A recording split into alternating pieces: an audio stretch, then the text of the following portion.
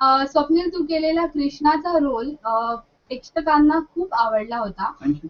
आणि तुला as an actor सुद्धा खूप अप्रिसिएशन मिळाली होती.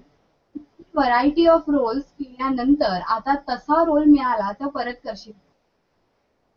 Thank you very much Nikita. Thank you so much तुझ्या प्रश्नाबद्दल.